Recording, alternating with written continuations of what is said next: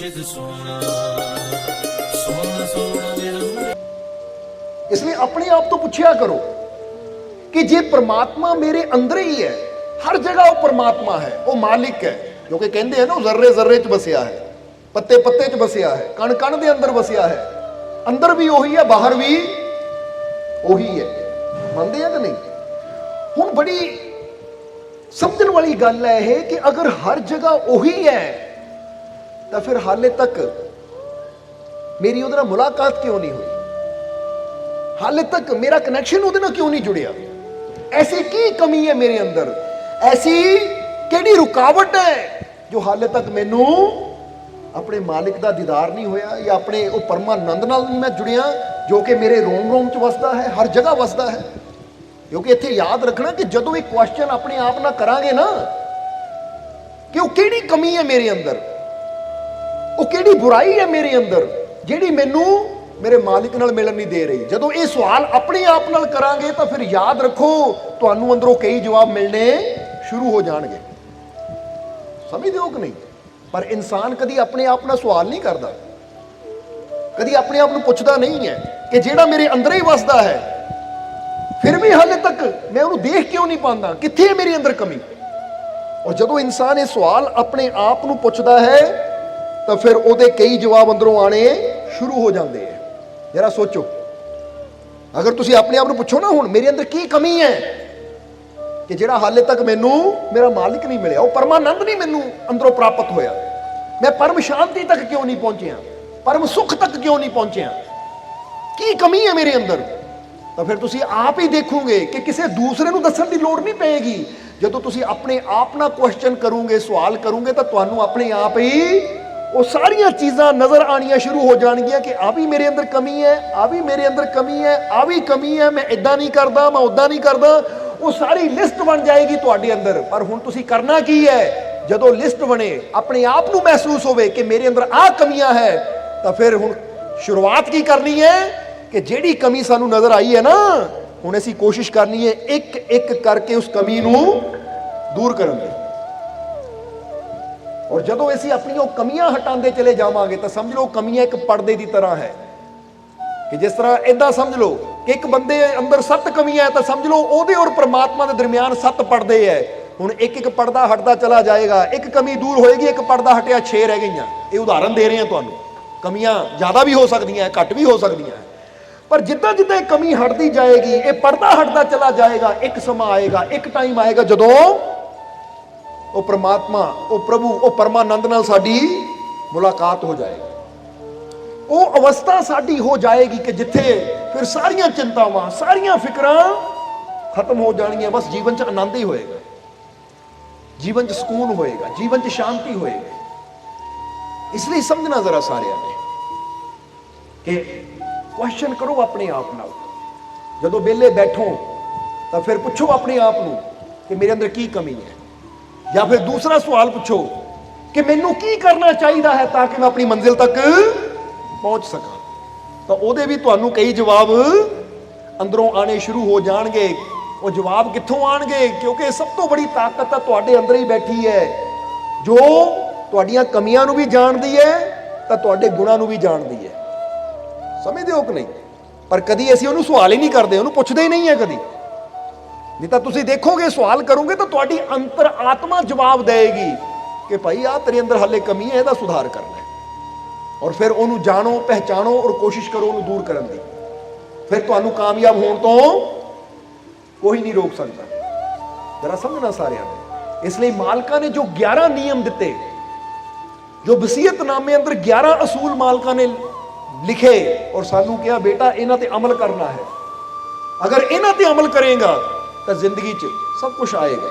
क्योंकि जिथे खुदा परमात्मा वो प्रभु आ जाता है फिर उत्थे कमी तो कोई रहिंदी नहीं है। इसलिए वो किहड़े नियम सी? सो पहला नियम जिहड़ा असीं कल जिक्र कर चुके हैं, कल जिहदे बारे बड़ा विस्तार नाल दस चुके हैं कि मालका ने कहा सी अल्लाह की तकवी और इतायत को लाजिम समझना। और इहदे बारे कल डिटेल च असीं दस चुके हैं कि अल्लाह की तकवी और अतायत को लाजिम समझना। फिर अगला नियम की सी? अगला नियम मालका ने किया, अगला असूल है वसीयतनामे च लिखिया दूसरा पहला है अल्लाह की तकवी और इतायत को लाजिम समझना, और दूसरा है किसी से डरना नहीं और ना ही किसी से आस रखना सिवाय अल्लाह के। अल्लाह यानी परमात्मा, प्रभु भगवान। हुण ये दूसरे नियम नूं थोड़ा समझ लीए, क्योंकि ये नियम अगर मालकां ने दसे है ना, तो ये सिर्फ साडे वास्ते नहीं है, ये उन्हां सारियां वास्ते है ਜਿਹੜੇ भी इन्हां नूं समझ के इस ते अमल कर सकते हैं, वो इहदा लाभ लै सकते हैं। क्योंकि असीं अपने जीवन च वाकई बड़ा लाभ लिया। शायद जे मालिक 11 नियम दे के ना जाते और असीं इन्हां ते चलण की कोशिश ना करते, तो अज जिथे बैठे हाँ शायद उत्थे ना पहुंचते, क्योंकि ये नियम असीं समझे, दिल च बसाए और फिर इस ते चलण की अपने वालों पूरी कोशिश की। और कोई भी काम जो इंसान दिलों कोशिश करता है तो उन्हें सफलता भी जरूर मिलती है।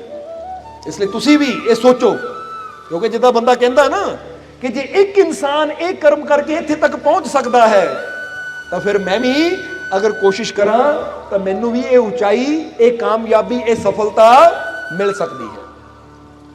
इसलिए पहला नियम तो समझ लिया, अज असीं दूजे नियम की गल करनी है। और दूजा नियम की है, किसी से डरना नहीं और ना ही किसी से आस रखना सिवाय अल्लाह के। जरा बड़ी समझने वाली गल है, क्योंकि इंसान नूं डर भी बड़ा रोकदा है। यह गल याद रखना, इंसान के जीवन दे विच अगर डर ना होवे, निडरता होवे, तो फिर इंसान जरा सोचो की कुछ नहीं कर सकता। समझते हो कि नहीं? इत्थे थोड़ा जिहा विचार करना है। अज इंसान देखण च आया है कि बड़े मालकां ने कहा कि रब तो सिवा किसी तो नहीं डरना, पर अज इंसान की करता है कि रब तो नहीं डरता, रब तो सिवा बाकी सारे तो डरी जाता है। यानी उल्टा हो गया बंदा, बंदे नूं इहदा भी डर है, बंदे नूं ओहदा भी डर है, बंदा इस तो भी डरदा, उस तो भी डरदा, पर नहीं डरदा तो रब तो नहीं डरदा। नहीं तो कभी सोचो तुसी कि दुनिया ते ना जो बंदे ने कोई बुरा काम करना होवे, छोटा जिहा बच्चा खड़ा होवे तो बंदा उस तो भी डर जाता, बच्चा देख रहा है। पर जिथे कला होवे ना, उत्थे बंदा वो भी काम कर लेंदा है कि उत्थे नहीं देखता कि रब भी देख रहा है। क्योंकि याद रखो, कोई देखे ना देखे, पर एक ताकत है, एक शक्ति है जी हर जगह तुहानू देख रही है। और जदों बंदा ये चीज याद रखता है कि मेरा रब, मेरा मालिक हर जगह मैनू देख रहा है, तो फिर बंदा कई बुराइयां तो, कई गुनाहां तो बच जाता है। समझते हो कि नहीं? तुसी अच्छे हो या बुरे, तुसी अच्छे हो या बुरे, ਇਹਦਾ पता कदों लगता है? ਜਦੋਂ ਤੁਸੀਂ एकांत ਵਿੱਚ ਹੁੰਦੇ ਹੋ, ਇਕੱਲੇ ਹੁੰਦੇ ਹੋ। फिर ਤੁਸੀਂ जो करते हो ना, उतो पता लगता है कि ਤੁਹਾਡੇ जीवन च अच्छाई ज्यादा है या बुराई। क्योंकि कई बार अंदरों बंदा बुरा होता है, पर 10 आदमियों च बंदा चंगा बनने की कोशिश करता है, पर जो ਉਹਨੂੰ ਇਕੱਲੇ ਨੂੰ मौका मिलता है तो ਉਹਦੀ अंदरली सारी बुराई बाहर आ जाती है। जरा समझना, उत्थे पता लगता है कि तुसी कैसे हो। इसलिए अपने आप को ऐसी पहले इशारा किया कि अपने आप अंदर सवाल पूछो कि मेरे अंदर किहड़ियां कमियां है। अगर है वो कमियां जो मैनू मेरे मालिक तो दूर करने वालियां है, मेरे रब तो दूर करने वालियां है, उसकी रहमत तो दूर करने वालियां, तो उन्हां कमियां नूं मैं अपने जीवन तो दूर कर देवां। क्योंकि वो कमियां जो मालिक तो दूर करने वालियां है, उन्हां नूं दूर करांगे तो फिर ही अपने मालिक दे नेड़े हो सकते हैं। ये गल याद रखना हमेशा। इसलिए किसी से डरना नहीं। सो अज अपने जीवन दे विच एक नियम बना लो। समझते हो कि नहीं कि किसी तो डरना नहीं है, चाहे कुछ भी आ जाए। समझते हो कि नहीं? देखो, आया चला गया, पर निडर रहो। तुसी तुहाडे जीवन च कोई मुसीबत आवे, डरो ना। तुहाडे जीवन च कोई परेशानी आवे, डरो ना। तुहाडे जीवन च किसी किस्म की भी माड़ी तो माड़ी हालात भी आ जाती तो डरो ना, बल्कि यकीन रखो ये समा आया है तो गुजर भी जाना है। बोलो, समझते हो कि नहीं? विश्वास रखिए अपने मालिक पे। क्योंकि बड़े मालिकां दे जीवन की एक बड़ी प्यारी घटना सानू याद आ गई कि बड़े मालिक सन 1991 25 दिसंबर का दिन, और उदों बुधवार सी 1991 25 दिसंबर का दिन। क्योंकि उदों ऐसी भी मालिकां दे कोल सी और मालिक उदों जीसस क्राइस्ट की गल कर रहे थे, तां सानू डेट याद है कि 25 दिसंबर का दिन सी उदों। ਔਰ 25 ਦਸੰਬਰ ਨੂੰ ਤੁਹਾਨੂੰ ਪਤਾ ਹੀ ਹੈ ਕਿ ਯਿਸੂ ਮਸੀਹ ਦਾ ਪ੍ਰਗਟ ਦਿਵਸ ਮਨਾਇਆ ਜਾਂਦਾ ਹੈ, ਕ੍ਰਿਸਮਸ ਡੇ ਮਨਾਇਆ ਜਾਂਦਾ ਹੈ। ਤਾਂ ਉਹ ਸ਼ਾਮ ਦਾ ਸਮਾਂ ਸੀ ਜਦੋਂ ਮਾਲਿਕ ਇੱਥੇ ਕੰਟੀਨ ਹੁੰਦੀ ਸੀ, ਤਾਂ ਸਰਦੀ ਬੜੀ ਸੀ, ਧੁੰਦ ਬੜੀ ਪਈ ਸੀ ਉਸ ਦਿਨ, ਸਾਰਾ ਦਿਨ ਸੂਰਜ ਨਹੀਂ ਨਿਕਲਿਆ, ਧੁੰਦ ਬੜੀ ਸੀ। ਸ਼ਾਮ ਹੋ ਗਈ ਪਰ ਸੂਰਜ ਨਹੀਂ ਨਿਕਲਿਆ, ਕਿਉਂਕਿ ਕਈ ਵਾਰ ਸਰਦੀ ਇੰਨੀ ਹੁੰਦੀ, ਧੁੰਦ ਇੰਨੀ ਹੁੰਦੀ ਹੈ ਕਿ ਪੂਰਾ ਪੂਰਾ ਦਿਨ ਸੂਰਜ ਨਜ਼ਰ ਹੀ ਨਹੀਂ ਆਉਂਦਾ।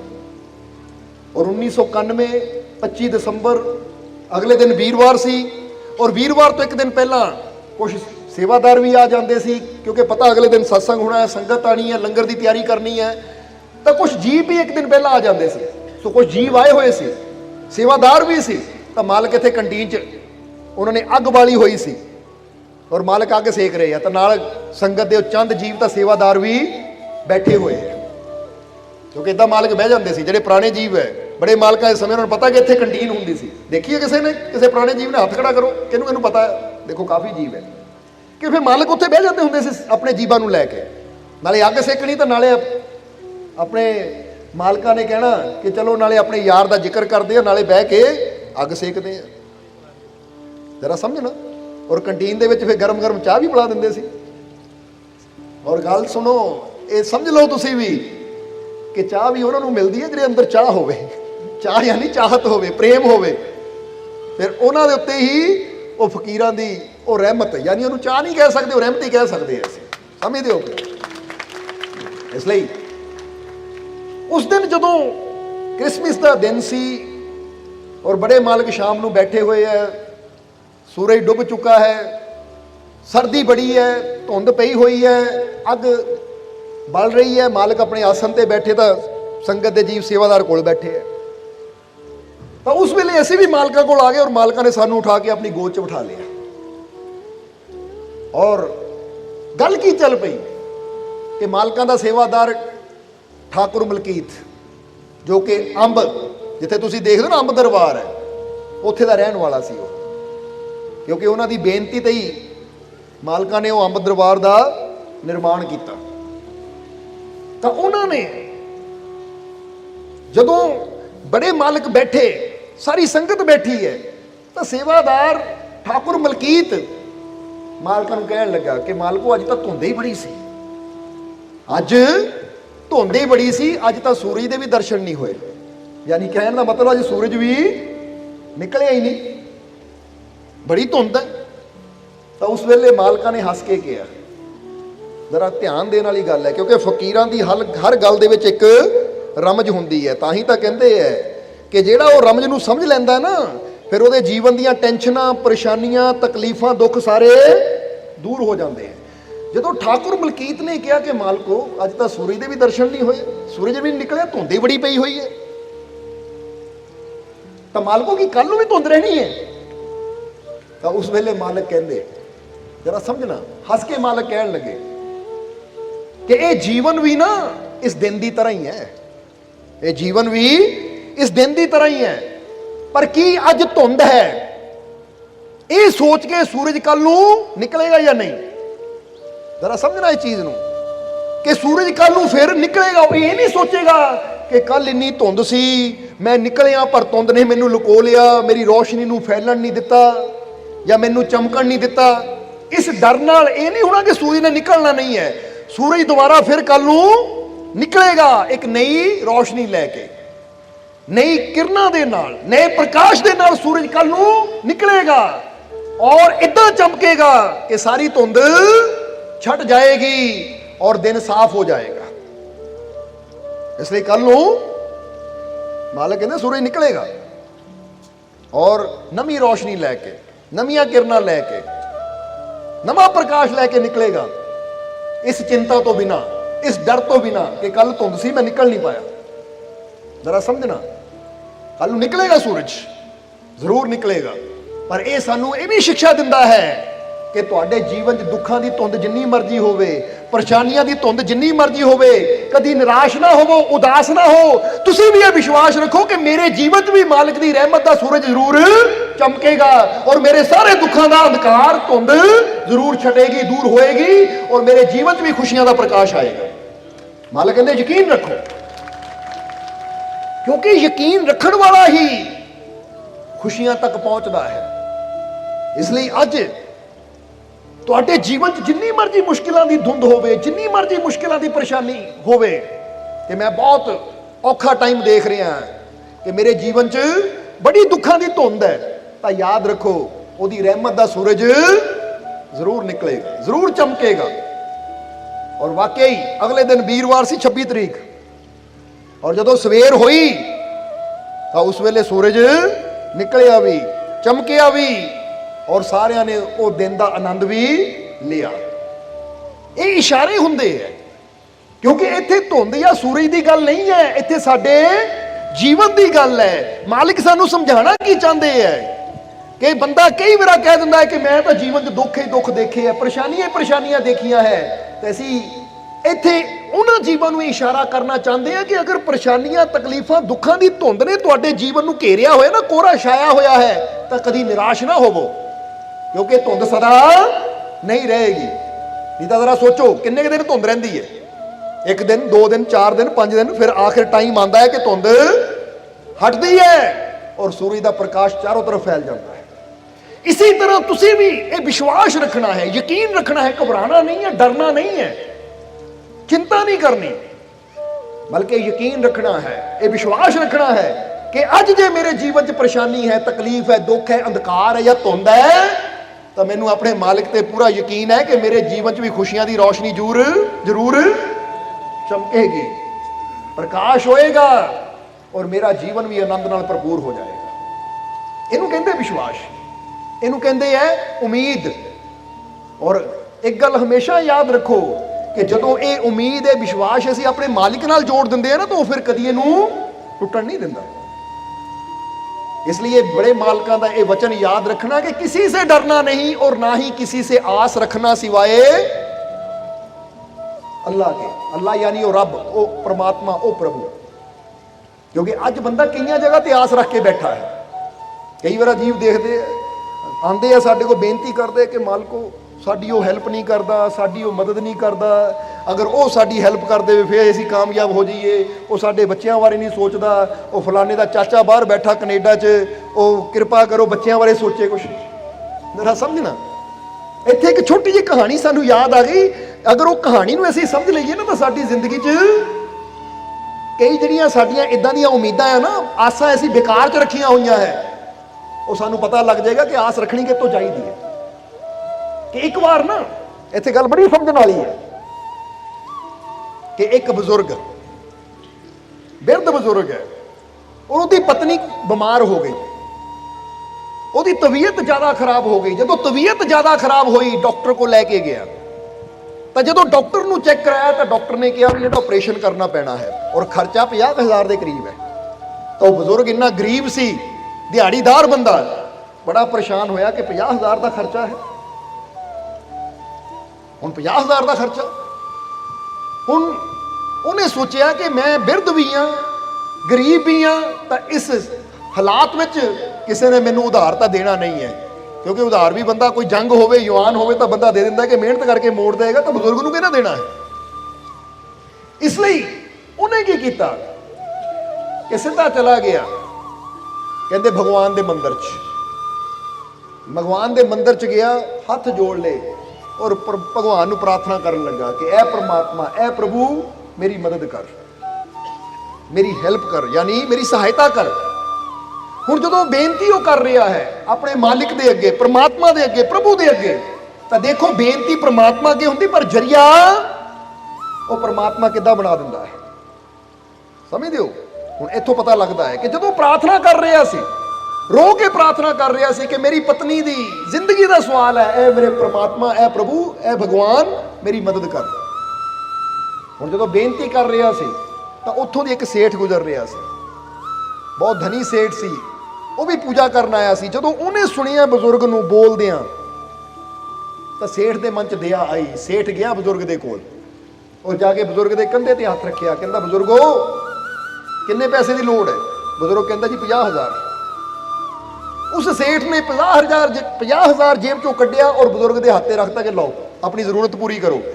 और बजुर्गो ये नाल मेरा कार्ड भी रखो। उन्हें अपना विजिटिंग कार्ड बजुर्ग के हाथे रखिया कि ये मेरा कार्ड है, मेरे घर का और मेरे ऑफिस का पता है इस कार्ड के उपर, एक तरफ घर का दूजे पासे ऑफिस का पता है, कभी दोबारा तुहानू किसी चीज़ की लोड़ पवे ये कार्ड रखो, मेरे को आ जाओ, मैं तुहाडी हर जरूरत पूरी करूँगा। जदों कार्ड दिता बजुर्ग नूं, बजुर्ग ने कार्ड दोनों पासों देख के वो कार्ड वापस सेठ नूं देता, कहता महाराज आ पैसे आ गए, तुहाडी बहुत बहुत मेहरबानी, भगवान का भी शुक्रिया, पर आ कार्ड की मैनूं लोड़ नहीं, ये तुसीं लै जाओ। समझते हो कि नहीं? वो सेठ कहता कमाल की गल है बजुर्गो, अज तुहानूं लोड़ पई है, पत्नी का ऑपरेशन होना, कल नूं होर लोड़ पै सकती है, कार्ड कोल होएगा तो तुसीं सीधा मेरे कोल आ सकते हो, मेरे घर आ सकते हो, मेरे ऑफिस आ सकते हो, नहीं तो तुसीं मैनूं कित्थे लभदे फिरोगे या मैं तुहानूं कित्थे लभदा फिरूंगा। जे तुहानूं लोड़ पई तो मेरे पते ते आ जाओ, इसलिए रखो कार्ड। बजुर्ग कहता नहीं जी मैनूं ये कार्ड की लोड़ नहीं। तो सेठ ने कहा फिर जे तुहानूं जरूरत पई तो कित्थे जाओगे, जे तुहाडे को मेरा पता ही ना होया।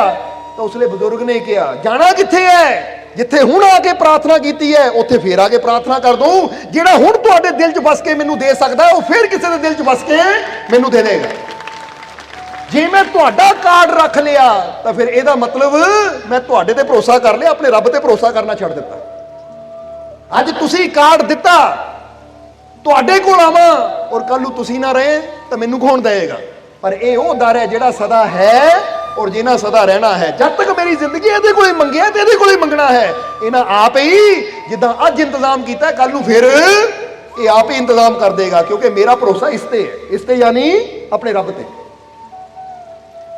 इसलिए जिहड़े रब ते भरोसा रखने वाले हैं ना, क्योंकि रिज़्क देण वाला परमात्मा है, वो मालिक है, जो असीं उस ते भरोसा रखते हैं तो उन्हां किहदे जरिए सानूं दे देना है ये बंदे नूं भी नहीं पता हुंदा।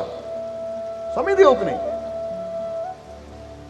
पर जदों बंदा किसी एक ते भरोसा रखता है, जिद्दां फर्ज करो एक नूं चुन लिया कि आ मैनूं देवे, उदाहरण ले लो कोई भी रिश्तेदार असीं रख लीए, कोई सज्जन मित्र रख लीए कि ये मेरी हैल्प करे, तो यह मतलब असीं एक ते विश्वास रखिया है और वो है बंदा, और बंदा देवे ना देवे कोई गारंटी नहीं है।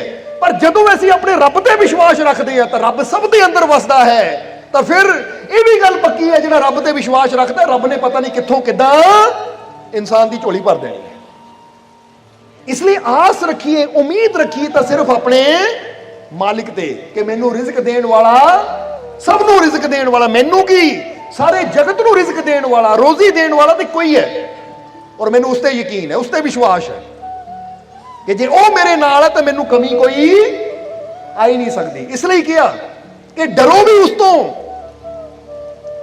और आस उम्मीद भी उस ते ही रखो, विश्वास रखो उस ते, क्योंकि सब दे अंदर फिर कहांगे उही तो वसदा है। समझदे हो कि नहीं? जदों असीं उहदे नाल जुड़दे हैं ना तो साडे वास्ते कई दरवाजे खुल जाते। जिद्दां असीं साईं बुल्ले शाह दा कलाम दसीदा है कि बुल्लिया रब ते रख भरोसा, ना फिर डामा डोल, एक भरोसा रहमत वाले कई दर दिंदा खोल।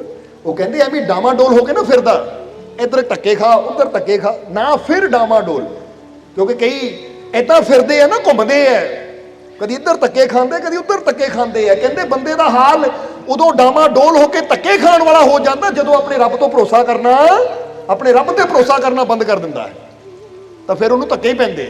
तो जे अपने रब ते बंदा यकीन रखे, अपने मालिक ते बंदा यकीन रखे, तो फिर वो सब दियां जरूरतां पूरियां करता है। कीड़े मकोड़ियां दियां, पशुआं पंछियां दियां, चिड़ियां कावां दियां जरूरतां पूरियां करता, तुहाडी जरूरत भी जरूर पूरी करेगा। इसलिए किसी से डरना नहीं, इसलिए अपने मन चो डर कटिए। अज देखिया है कि इंसान कई प्रकार के डर अपने अंदर लैके बैठा है। यह भी डर है बंदे नूं, हाय किते मेरी नौकरी ना चली जाए, किते मेरा काम ना चला जाए, किते मेरा आ नुकसान ना हो जाए, इदां दे कई डर बंदे दे अंदर है। बोलो है या नहीं? जे कोई जॉब करता ना, उन्हें डर होंदा किते हाय मेरी जॉब ना चली जाए, किसी की दुकान चलती है, हाय किते दुकान ना मेरी चलनी बंद हो जाए, किते मेरी गाहकी ना घट जाए, या कोई किसी किस्म का भी काम करता है, कोई बच्चा टेस्ट दिंदा है किते मैं फेल ना हो जावां, यानी इदां दे कई डर बंदा अपने अंदर लैके बैठा है। और जदों तक ये डर बंदे दे अंदर है, ਇਹਦਾ मतलब अपने रब ते हाले मैनू विश्वास है नहीं, क्योंकि रिज़्क देना तो मेरे मालिक का काम है। ये दुकान थोड़ी मैनू रिज़्क दे रही है, रिज़्क तो मेरा मालिक दे रहा है। तो जे मेरा मालिक मेरे नाल है तो ये दुकान की उन्हें पता नहीं कित्थों कित्थों दे देना है। ये याद रखो। ਹੁਣ जरा सोच के देखो, एक बंदा कहता आ मेरी दुकान ही मेरे रिज्क का सहारा है, ਇਹਦਾ मतलब वो दुकान चलेगी तो रिज्क मिलेगा, दुकान बंद हो गई तो रिज्क आना बंद। तो जे बंदा सोचे दुकान तो जरिया है, रिज्क देने वाला मेरा मालिक है, हुण जरिया बेशक बंद हो जाए पर जे देने वाला मेरे नाल है तो इस जरिए नहीं तो किसी होर जरिए मैनू देगा, क्योंकि देने वाला तो वो है। समझ आ रही है साडी गल? हुण इदां समझ लो कि एक बच्चा है, हुण वो बाप की गोद में है और बच्चे ने स्कूल जाना है। हुण बच्चे ने स्कूल जाना है, जे घर दी कार पैंचर हो जाए या खराब हो जाए तो बच्चे को टेंशन नहीं होती, उन्हें पता कि बाप नाल है मेरे, किसी भी जरिए चाहे मोटरसाइकिल ते ले जावे, एक्टिवा ते ले जावे, साइकिल ते ले जावे, दौड़ के ले जावे, टैक्सी च ले जावे, जितना मर्जी ले जावे, उन्हें मैनू लै जाना है, मैनू काहदी चिंता है। समझना जरा सारे। पर जे बच्चा कहे नहीं जी ये गड्डी एक जरिया है, बाप नहीं ये गड्डी जरिया है, हुण गड्डी खराब है तो फिर तो मेरी छुट्टी। इसलिए जरिया चीज़ां नूं ना बनाओ, जरिया अपने पिता नूं बनाओ कि असीं उहदे बच्चे हैं और वो साडा पिता है, और इस तरह अपने आप नूं उहदे हवाले कर दिओ जिस तरह तुसीं एक बच्चे नूं देखदे हो ना कि पिता बच्चे नूं उछालदा है। देखिया ना उछालदा, जिहदा छोटा बच्चा कदी देखना, ਜਦੋਂ ਉਹਨੂੰ ਹਵਾ 'ਚ ਉਛਾਲਿਆ ਜਾਂਦਾ ਹੈ, ਚਾਹੇ ਮਾਂ ਉਛਾਲੇ ਚਾਹੇ ਪਿਤਾ, ਤਾਂ ਬੱਚਾ ਰੋਂਦਾ ਹੈ ਜਾਂ ਹੱਸਦਾ ਹੈ? ਜਵਾਬ ਦੇਣਾ ਸਾਨੂੰ। ਆਵਾਜ਼ ਨਹੀਂ ਆਈ? ਕਿਉਂ ਹੱਸਦਾ ਹੈ? ਹਾਲਾਂਕਿ ਬੱਚਾ ਉੱਪਰ ਜਾ ਰਿਹਾ ਹੈ, ਥੱਲੇ ਗਿਰ ਗਿਆ ਤਾਂ ਲੱਤ ਬਾਂਹ ਟੁੱਟ ਜਾਣੀ ਹੈ, ਪਰ ਉਹ ਹੱਸਦਾ ਕਿਉਂ ਹੈ? ਉਹਨੂੰ ਪਤਾ ਹੈ ਕਿ ਜਿਹੜੇ ਹੱਥ ਮੈਨੂੰ ਉਛਾਲ ਰਹੇ ਆ ਨਾ, ਇਹ ਹੱਥ ਮੈਨੂੰ ਸੰਭਾਲ ਵੀ ਸਕਦੇ ਆ, ਇਸ ਲਈ ਉਛਾਲ ਰਹੇ ਆ। ਇਸ ਲਈ ਉਹ ਇਸ ਵਿਸ਼ਵਾਸ ਤੇ ਉਹ ਮੂਵਮੈਂਟ ਦਾ, ਜਿਹੜੀ ਖਤਰੇ ਦੀ ਮੂਵਮੈਂਟ ਹੈ, ਉਹਦਾ ਵੀ ਆਨੰਦ ਲੈਂਦਾ ਹੈ, ਉਸ ਵੇਲੇ ਖੁਸ਼ੀ ਮਨਾਉਂਦਾ ਹੈ, ਕਿਉਂਕਿ ਉਹਨੂੰ ਵਿਸ਼ਵਾਸ ਹੈ ਕਿ ਥੱਲੇ ਸੰਭਾਲਣ ਵਾਲਾ ਮੇਰਾ ਪਿਤਾ ਬੜਾ ਸ਼ਕਤੀਸ਼ਾਲੀ ਹੈ। ਤਾਂ ਜੇ ਇੱਕ ਛੋਟਾ ਬੱਚਾ ਆਪਣੇ ਬਾਪ ਤੇ ਵਿਸ਼ਵਾਸ ਕਰਕੇ ਉਹ ਖਤਰਨਾਕ ਮੂਵਮੈਂਟ ਦਾ ਵੀ ਆਨੰਦ ਲੈ ਸਕਦਾ ਹੈ, ਤਾਂ ਫਿਰ ਅਸੀਂ ਆਪਣੇ ਮਾਲਿਕ ਤੇ ਵਿਸ਼ਵਾਸ ਕਰਕੇ ਆਪਣੇ ਜੀਵਨ ਦਾ ਆਨੰਦ ਕਿਉਂ ਨਹੀਂ ਲੈ ਸਕਦੇ? ਜਰਾ ਸੋਚੋ, ਅਸੀਂ ਐਵੇਂ ਡਰਦੇ ਰਹਿੰਦੇ ਹਾਂ, ਅਸੀਂ ਐਵੇਂ ਚਿੰਤਾ ਕਰਦੇ ਰਹਿੰਦੇ ਹਾਂ। और कई बार तो देखिया है, कई बार देखिया है कि इत्थे एक छोटी जी कहानी होर दसनी चाहांगे तुहानूं, जिस तो पता लगेगा कि कई बार रब सानूं बड़ी चीज़ देना चाहता है, बहुत कुछ देना चाहता है, पर असीं वो छोटी विच ही अटक के बैठे रहंदे हैं और बड़ी चीज़ नूं गवा लैंदे हैं। पर फिर कोई गुरु रहबर पीर फकीर आंदा जिहड़ा छोटी चीज़ नूं साडे तो दूर करदा तां कि असीं अगे वध सकीए। वो कहानी बड़ी प्यारी याद आ गई सानूं कि एक बार ना एक फकीर अपने एक सेवक के नाल यात्रा करते करते गांव च पहुंचे। शाम हो गई, जदों उस गांव च पहुंचे तब फकीरा ने देखा कि जिथों दी वो जा रहे हैं ना, वो जमीन बड़ी उपजाऊ है, जमीन बहुत शानदार है, पर वो जमीन बंजर पई है, क्योंकि फकीरा की नज़र देख लैंदी है कि ये भूमि बड़ी कम आने वाली है, बड़ी उपजाऊ है। पर कमाल की गल है, इन्नी वधिया जमीन होवे ते फसल नहीं बीजी हुई। बड़ी हैरानी हुई फकीरां नूं। चलते चलते फकीर अगे घर सी, उस घर को पहुंच गए। घर का दरवाजा खड़काया, क्योंकि शाम हो चुकी सी, सोचा कि अज की रात इस घर च आराम करिए। दरवाजा खड़काया, घर के मालिक ने दरवाजा खोलिया। दरवाजा खोलिया, देखिया सामने फकीरां नूं और उन्हां दे सेवक नूं, तां पुछया, हाँ जी महाराज। फकीर कहंदे भी राहगीर हाँ, मुसाफिर हाँ, अज की रात अगर इस घर च रहण दा मौका मिल जाए तो अच्छी गल होएगी, सवेरे चले जावांगे।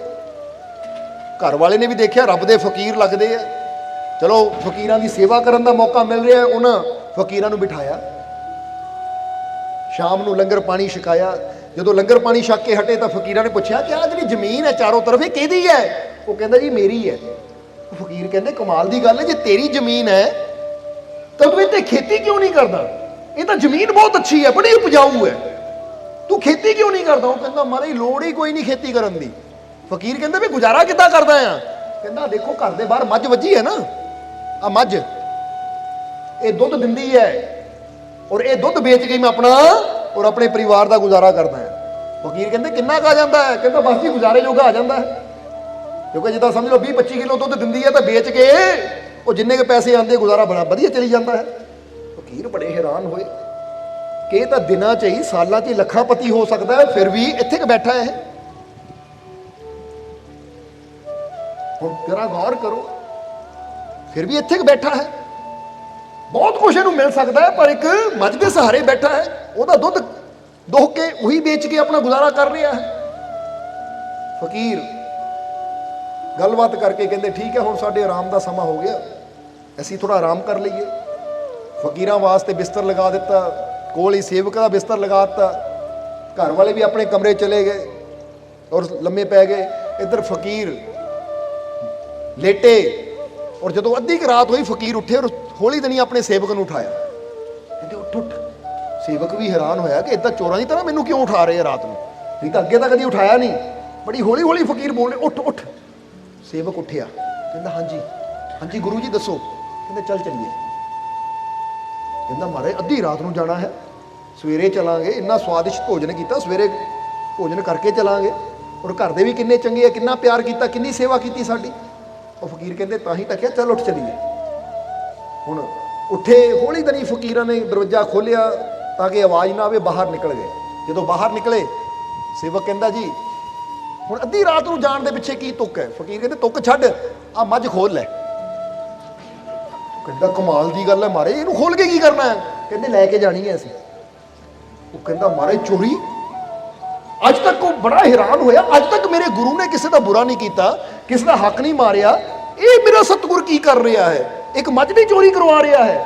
ਔਰ ਚੰਗੀ ਭਲੀ ਤਾਂ ਰਾਤੀ ਉਹਨਾਂ ਨੇ ਦੱਸਿਆ ਸੀ ਕਿ ਮੱਝ ਦੇ ਦੁੱਧ ਨਾਲ ਹੀ ਸਾਡਾ ਗੁਜ਼ਾਰਾ ਹੁੰਦਾ ਹੈ, ਇਹਦਾ ਦੁੱਧ ਚੋ ਕੇ ਅਸੀਂ ਵੇਚਦੇ ਹਾਂ ਤਾਂ ਸਾਡਾ ਘਰ ਚੱਲਦਾ ਹੈ। ਔਰ ਇਹ ਮੱਝ ਨੂੰ ਲੈ ਕੇ ਜਾ ਰਹੇ ਆ, ਕਮਾਲ ਦੀ ਗੱਲ ਹੈ। ਉਹ ਕਹਿੰਦਾ ਮਹਾਰਾਜ ਸੱਚੀ ਜਾਂ ਮਜ਼ਾਕ ਕਰ ਰਹੇ ਹੋ। ਫਕੀਰ ਕਹਿੰਦੇ ਸੱਚੀ, ਰੋਲਾ ਨਾ ਪਾ, ਹੌਲੀ ਦਣੀ ਖੋਲ ਇਹਨੂੰ, ਲੈ ਚੱਲ। ਹੁਣ ਗੁਰੂ ਦਾ ਹੁਕਮ ਤਾਂ ਮੰਨਣਾ ਹੀ ਪੈਣਾ ਸੀ, ਪਰ ਮਨ ਦੇ ਵਿੱਚ ਹੋਇਆ ਪਾਪ ਕਰਵਾ ਰਹੇ ਮੇਰੇ ਤੋਂ, ਇਹ ਚੋਰੀ ਕਰਵਾ ਰਹੇ ਹੈ, ਪਰ ਹੁਣ ਨਾ ਮੈਂ ਕਰ ਨਹੀਂ ਸਕਦਾ ਕਿਉਂਕਿ ਇੰਨੇ ਸਾਲਾਂ ਤੋਂ ਗੁਰੂ ਨਾਲ ਰਹਿ ਰਿਹਾ ਹਾਂ। ਹੌਲੀ ਦਣੀ ਮੱਝ ਦਾ ਸੰਗਲ ਖੋਲਿਆ, ਰੱਸੀ ਖੋਲੀ ਔਰ ਲੈ ਕੇ ਤੁਰ ਪਿਆ ਮਗਰ ਮਗਰ। ਫਕੀਰ ਕਹਿੰਦੇ ਆ ਜਾ। ਤਾਂ ਮਨ 'ਚ ਸੋਚਿਆ ਲੱਗਦਾ ਕਿ ਗੁਰੂ ਜੀ ਦੇ ਮਨ 'ਚ ਆ ਗਿਆ ਕਿ ਮੱਝ ਇੰਨਾ ਦੁੱਧ ਦਿੰਦੀ ਹੈ, ਜੇ ਇਹਨੂੰ ਵੇਚ ਕੇ ਉਹ ਗੁਜ਼ਾਰਾ ਕਰਦੇ, ਅਗਰ ਇਹ ਮੱਝ ਅਸੀਂ ਰੱਖਾਂਗੇ ਤਾਂ ਦੁੱਧ ਵੀ ਮਿਲੇਗਾ, ਭੁੱਖ ਵੀ ਨਹੀਂ ਰਹੇਗੀ, ਪਿਆਸ ਵੀ ਨਹੀਂ ਰਹੇਗੀ, ਦੁੱਧ ਦਾ ਵੀ ਫਾਇਦਾ ਲਵਾਂਗੇ ਤਾਂ ਥੋੜਾ ਜਿਹਾ ਵੇਚ ਕੇ ਚਲੋ ਭੋਜਨ ਦਾ ਵੀ ਇੰਤਜ਼ਾਮ ਹੋ ਜਾਊ। ਲੱਗਦਾ ਗੁਰੂ ਦੀ ਇਹ ਸੋਚ ਹੈ। ਇਦਾਂ ਕਈ ਸੋਚਾਂ ਉਹਦੇ ਅੰਦਰ ਚੱਲ ਰਹੀਆਂ ਔਰ ਗੁਰੂ ਦੇ ਮਗਰ ਮਗਰ ਮੱਝ ਨੂੰ ਲੈ ਕੇ ਤੁਰ ਪਿਆ। ਚਲਦੇ ਚਲਦੇ ਉਸ ਨਗਰ ਤੋਂ ਦੂਜੇ ਨਗਰ 'ਚ ਆ ਗਏ। ਜਿੱਦਾਂ ਕਹਿ ਲੋ ਕਿ ਬੰਦਾ 15-20 ਕਿਲੋਮੀਟਰ ਚੱਲਿਆ, ਇਸ ਨਗਰ ਤੋਂ ਦੂਜੇ ਨਗਰ 'ਚ ਪਹੁੰਚ ਗਿਆ। ਚਲਦੇ ਚਲਦੇ ਸਵੇਰਾ ਹੋ ਗਿਆ, ਤੜਕ ਵੇਲਾ ਹੋ ਗਿਆ, ਤੜਕੇ ਦਾ ਵੇਲਾ। ਔਰ ਫਕੀਰ ਇੱਕ ਘਰ ਦੇ ਮੂਹਰੇ ਪਹੁੰਚੇ, ਹਾਲੇ ਲੋਕ ਸੁੱਤੇ ਹੀ ਹੋਏ ਸੀ। ਤਾਂ ਫਕੀਰ ਇੱਕ ਘਰ ਦੇ ਮੂਹਰੇ ਪਹੁੰਚੇ, ਉਹ ਘਰ ਵੀ ਬੜਾ ਗਰੀਬ ਜਿਹਾ ਸੀ, ਕੱਖਾਂ ਦੀ ਕੁੱਲੀ ਸੀ। ਫਕੀਰ ਕਹਿੰਦੇ ਇਦਾਂ ਕਰ, ਇਹ ਮੱਝ ਨੂੰ ਇੱਥੇ ਬੰਨ੍ਹ ਦੇ। ਉਹ ਬੜਾ ਹੈਰਾਨ ਹੋਇਆ ਕਿ ਮੈਂ ਤਾਂ ਸੋਚਿਆ ਸੀ ਇਹਨਾਂ ਨੇ ਆਪਣੇ ਵਾਸਤੇ ਚੁਰਾਈ ਹੈ, ਦੁੱਧ ਪੀਣਾ ਹੈ, ਮੈਨੂੰ ਵੀ ਪਿਲਾਣਗੇ, ਆਪ ਵੀ ਪੀਣਗੇ, ਪਰ ਇਹ ਕਹਿੰਦੇ ਇੱਥੇ ਬੰਨ੍ਹ ਦੇ, ਘਰ ਪਤਾ ਨਹੀਂ ਕਿਹਦਾ ਹੈ। ਇਸ ਲਈ ਜਿੱਦਾਂ ਹੁਕਮ ਕੀਤਾ ਗੁਰੂ ਨੇ, ਸੇਵਕ ਨੇ ਬੰਨ੍ਹ ਦਿੱਤੀ ਮੱਝ ਉੱਥੇ। ਤਾਂ ਗੁਰੂ ਕਹਿੰਦਾ ਚੱਲ ਹੁਣ ਅੱਗੇ ਚੱਲੀਏ, ਆਪਣੇ ਰਸਤੇ ਚੱਲੀਏ।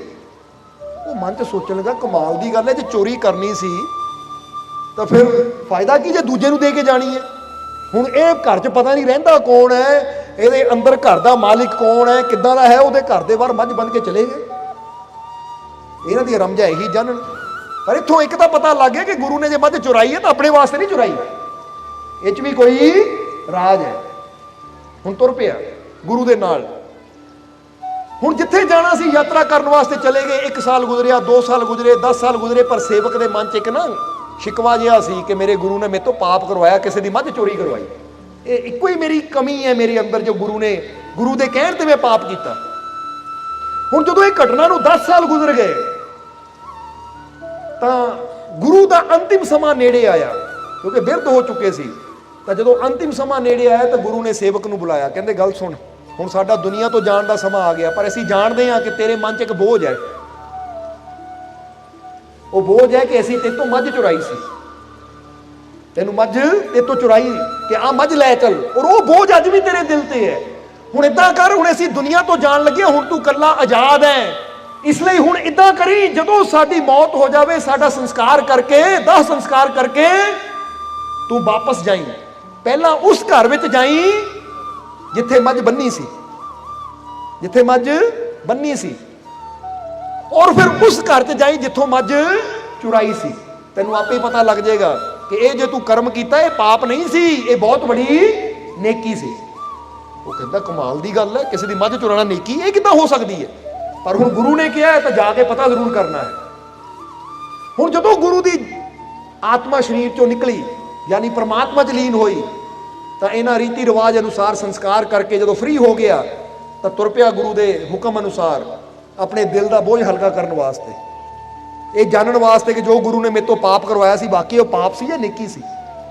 कहते चलते चलते यात्रा करते करते नूं याद सी कि मैं किस नगर च ये मझ किस घर के मोहरे बन्नी सी। जदों उस घर के मोहरे पहुंचया तो देखिया उस घर दे विच ना 10 साल का बच्चा खेड रहा है और एक औरत है बच्चे की मां जो बैठी हुई है।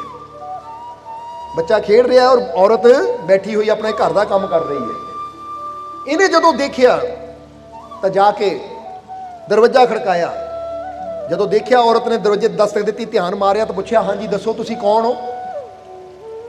तो इन्हें कहा जी मैं तुहानूं कुछ पूछना चाहता हाँ, क्योंकि मझ इन्हों के घर मोरे बन्नी सी ना, इसलिए मैं पूछना चाहता है कुछ। औरत ने कहा पूछो जी की पूछना है। कहता जी मैं पूछना चाहता कि अज तो 10 साल पहला तुहाडे घर दे मोरे एक मझ बज्जी गई सी। औरत कहती हाँ 10 साल पहले एक मझ बन्नी गई सी और मैं उहदा दिलों धन्नवाद करदी हाँ, दिलों शुक्रिया करदी हाँ जिन्हां वो मझ इत्थे बन्नी सी। जे अज वो मझ ना हुंदी तो ना मैं होना सी तो ना ही मेरे बच्चे ने अज होना सी। वो कहता जी मतलब मैं समझिया नहीं। वो कहती ये मतलब ये है कि दरअसल जदों बच्चा मेरे गर्भ च सी उदों ਇਹਦੇ पिता की मौत हो गई सप के डंग मारन दे नाल। हुण मैं कल्ली तो मेरे गर्भ च बच्चा।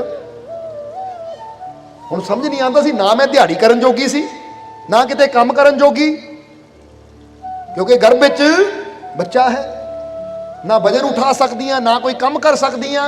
तो उसले मैं फिक्र कर रही सी कि हुण मैनूं लोगां दे अगे हत्थ अड्डने पैणगे अपने वास्ते, तो अपने बच्चे दे जीवन नूं चलाण वास्ते दूजियां दे अगे हत्थ अड्डने पैणगे, क्योंकि इस हालत विच मंगण तो सिवा तो मैं कुछ कर नहीं सकती।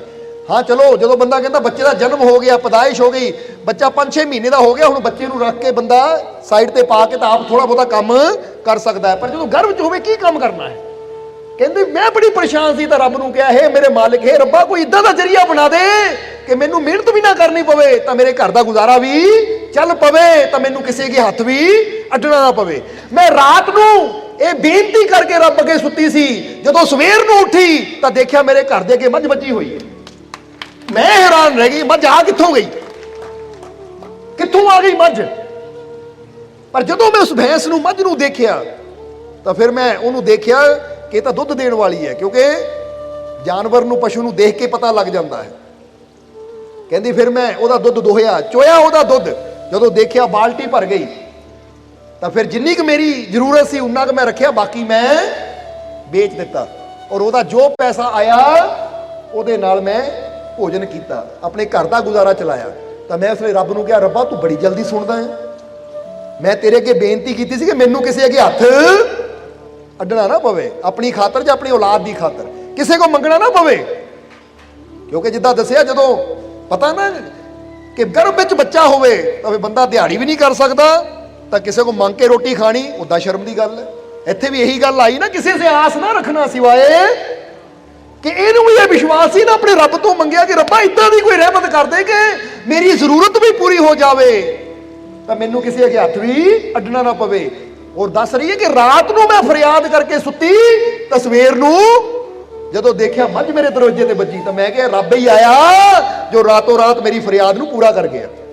इहनूं कहंदे फकीर भी रब दा रूप हुंदे आ, तां ही तां कहंदे फकीरां दी रमज़ां फकीर ही जानदे आ, नहीं तां घर तां होर भी बहुत सी, पर फकीरां ने क्यों कि अपने सेवक नूं इत्थे बन, क्योंकि जदों बंदा रब अगे दुआ करदा है तो रब वो दुआ दा जवाब फकीरां दे जरिए दिंदा है। इसलिए याद रखो जे अज तुसीं इत्थे बैठे हो ना, ये रहमतां ना झोली भर रहे हो तो किते ना किते जिंदगी च तुसीं दुआ कीती होएगी कि रब्बा मेरे ते कृपा कर, मेरे ते रहमत कर, मेरे दुखां नूं दूर कर। तो हुण रब ने जरिया बना दिता कि पहुंच जा मेरे प्यारे दे कोल ताकि तेरी झोली खुशियां ना भर जावे। फिर बंदा पहुंच जाता है फकीरां दे दर ते, जरिया, क्योंकि देण वाला तां वो मालिक ही है, पर जरिया हुण फरियाद इस औरत ने रब अगे कीती तो जरिया कौन बनिया, वो फकीर। मझ नूं उत्थे बन गए और ये भी नहीं पूछया सेवक नूं कहा कि अंदर कौन है, क्योंकि सेवक हैरान सी अंदर कौन है, इत्थे पता ही नहीं घर दा मालिक कौन है। पर फकीरां नूं सब कुछ पता, क्योंकि ਇਹ ਦੁਆ ਉਹਦੀ ਰੱਬ ਤੱਕ ਪਹੁੰਚੀ ਤਾਂ ਰੱਬ ਦਾ ਇਸ਼ਾਰਾ ਫਕੀਰਾਂ ਤੱਕ ਪਹੁੰਚਿਆ ਔਰ ਫਕੀਰ ਜਰੀਆ ਬਣ ਗਏ ਔਰ ਉਹਦੀ ਦੁਆ ਪੂਰੀ ਹੋ ਗਈ। ਹੁਣ ਸੇਵਕ ਨੇ ਜਦੋਂ ਸੁਣਿਆ ਕਹਿੰਦੇ ਕਮਾਲ ਦੀ ਗੱਲ ਹੈ, ਵਾਕਈ ਮੈਂ ਤਾਂ ਸਮਝਦਾ ਸੀ ਪਾਪ ਕੀਤਾ, ਪਰ ਇਹਨਾਂ ਦਾ ਤਾਂ ਬੜਾ ਭਲਾ ਹੋ ਗਿਆ ਕਿ ਅਗਰ ਉਹ ਮੱਝ ਨਾ ਹੁੰਦੀ ਤੇ ਨਾ ਮੰਗਣੋਂ ਸ਼ਰਮਣਾ ਸੀ ਤਾਂ ਫਿਰ ਪਤਾ ਨਹੀਂ ਇਹਨਾਂ ਦੇ ਹਾਲਾਤ ਕੀ ਹੋਣੇ ਸੀ।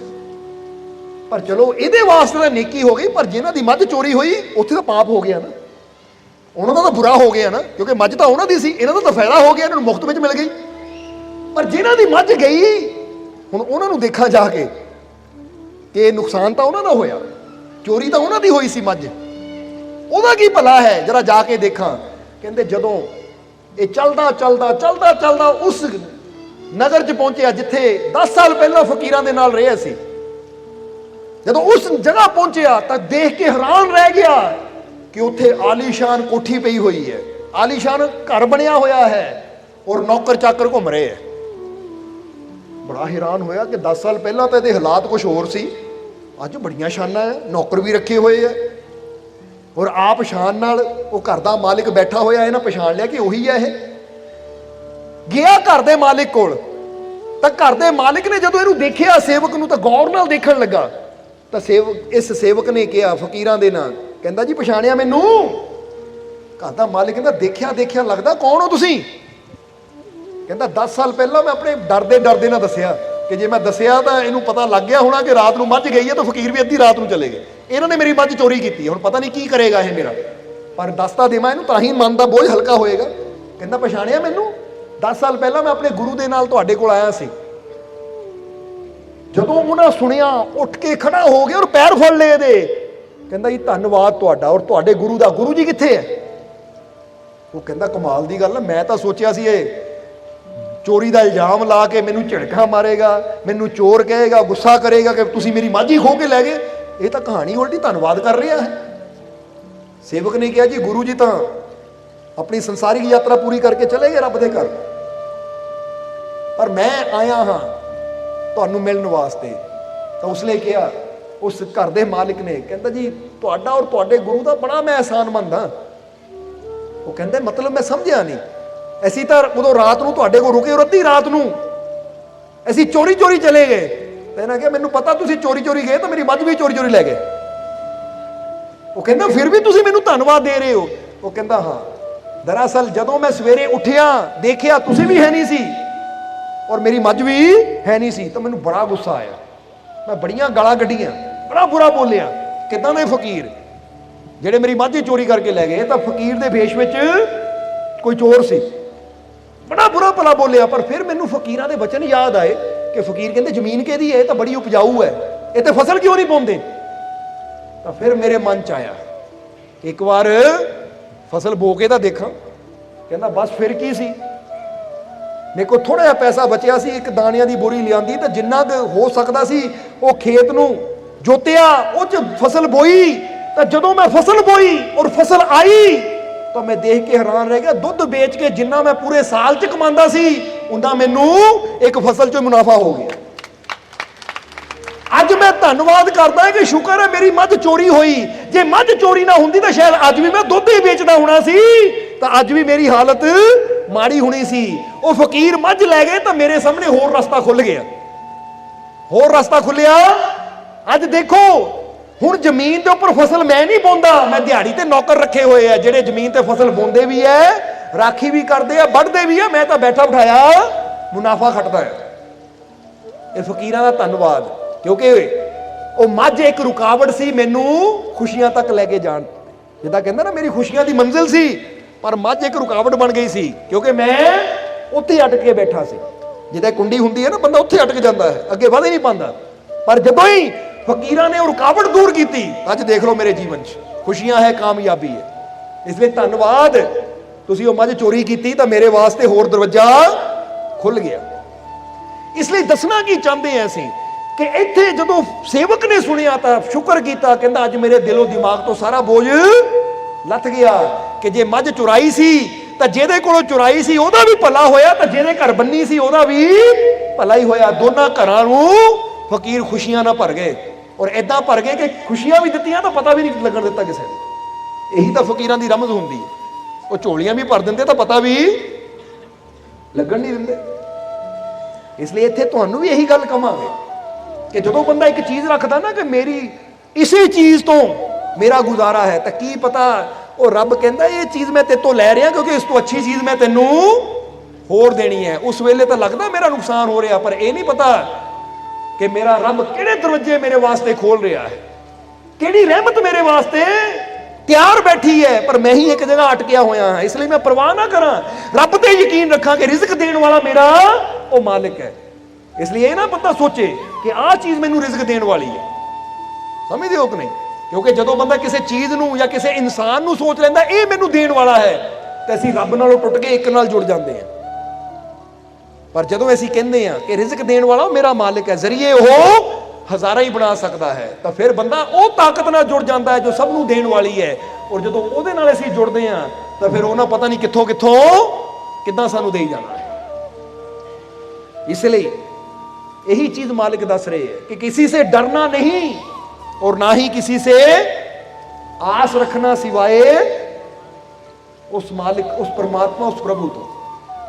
इसलिए अज तो तुसी भी आस उम्मीद विश्वास अपने मालिक ते रखो कि रिज़्क देने वाला, मेरिया मुश्किलों को दूर करने वाला मेरा मालिक है। मैं भी डरा ना कि किते मेरा काम ना बंद हो जाए, किते मेरी दुकान ना बंद हो जाए, किते मेरी नौकरी ना चली जाए, किते आ ना हो जाए, किते ओ ना हो जाए।